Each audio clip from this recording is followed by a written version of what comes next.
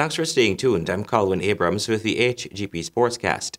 Priyana Ramdani continues to shine in Suriname in the Kerbako Regional Under 11, 13, 15 and 17 championships, where she won in the singles, girls doubles and mixed doubles. Stanford Howard has the details.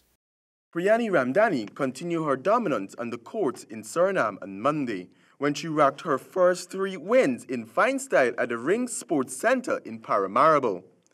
In her first encounter in the under-17 girls singles, Priya Ramdani made light work of Fiona Lee to take the win 21-14, 21-1 to reach the semi-finals.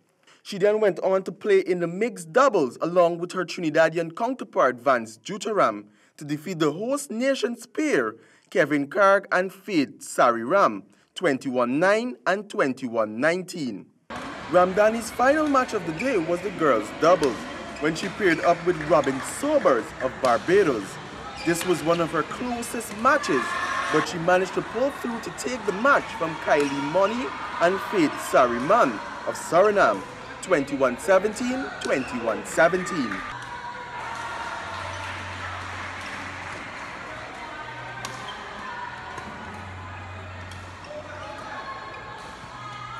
Other than Priya Ramdani, all the other Guyanese players are getting their first taste of being in an international tournament. Here are the rest of the results from the tournament so far. In the Under 11 girls singles round robin match, Mishkak Bihari lost to Lee Yang Sharon Lee of Suriname 21-7, 21-1, and then went on to lose her second match to Jillian Jones of Suriname 21-5, 21-2. And in the under 15 boys doubles, Vishkash Mutu and Machu Bihari lost to Rivano Bishpan and Timothy Karg 21-6, 21-4. Reporting for the HGP Sportscast, I am Stanford Howard. Thank you, Stanford. The Director of Sport, Christopher Jones, has expressed his displeasure with the state of some playgrounds he visited on the east coast of Demerara. On a visit to the Golden Grove community on Tuesday, the Director of Sport said that he was not pleased with the work of the committee in charge of the facility, since they were not properly maintaining the grounds. While children were at play at the ground, there were animals and refuse on the field. This, the director said, should not happen, as this is not a conducive environment for learning. I must say that I've just visited the Golden Grove ground. I am not satisfied in terms of the state of the ground. I am not satisfied with the condition that the ground is in. Not only speaking about the pitches and so forth, but the actual condition. I see a lot of bottles, papers, styrofoam boxes. I see cows, I see goat on the ground, which should not be.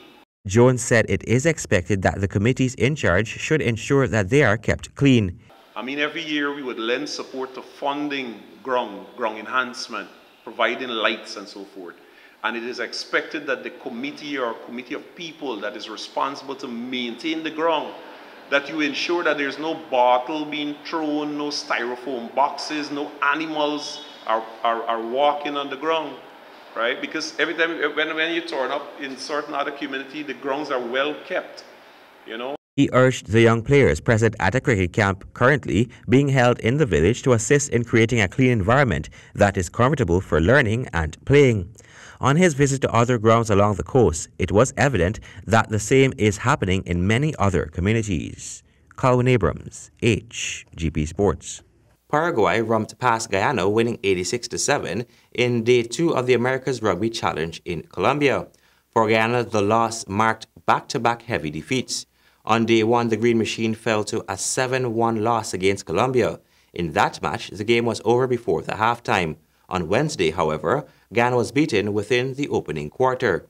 Already out of the match, Ghana would nonetheless strike, with Selwyn Henry crossing for the Green Machine. Ryan Gonzalez's conversion of Henry's try was the only score of the match for Guyana. We now turn our attention to cricket. The Guyana Amazon Warriors pulled in another win against the St. Kitts and Nevis Patriots at Warner Park on Tuesday, but only after leaving fans at the edge of their seats. Here is an update. The Guyana Amazon Warriors won the toss and elected to field. Evan Lewis and Chris Gale opened the batting for the Patriots, but this was short-lived as Gale was caught in the 8th over for 40 runs. Evan Lewis then fell in the 9th over. Brendan King, Devon Thomas, Mahmoudallah and Tom Cooper all fell for small figures. Anton Dovich was the last to fall for the Patriots in the 19th over for 35 runs. The Patriots were only able to amass 168 for 7. And that allows them to get to 168 for 7. That is a competitive start to this match, no doubt. An all-round batting effort in which 6 men reached double figures, but nobody made more than Tanvir's 37 not out, saw the Warriors reach the set target. Luke Ronke got the run chase off to a brisk start with 28 from 16 balls, but wickets fell at regular intervals for much of the innings. The Warriors appeared to be behind the pace as Carlos Brathwaite and Mahmoudallah produced tight spells, and Ben Cutting grabbed one of the catches of the season with a flying one-handed grab on the boundary to remove the dangerous Cameron Delport for 12. Other notable top scorers were Jason Mohammed, 36 off 25 deliveries, and Luke Ronke. The Guyana Amazon Warriors won by 4 wickets. The man of the match was Sohail Tanvir for leading his team to victory by scoring 37 off 20 deliveries with 2 fours and 3 sixes. Imran Tahir also gave a good performance by picking up 4 wickets for 22 from his 4 overs. Colwyn Abrams, HGP Sports. And finally, the West Indies head to India for a full 7-week tour starting on September 26. They will compete against India in 2 tests, 5 ODIs and 3 T20s. West Indies and India have played 94 tests against each other since 1948. West Indies have won 30, lost 28, and drawn 46 of those matches. The selection panel has assembled a 15-man squad for the tests.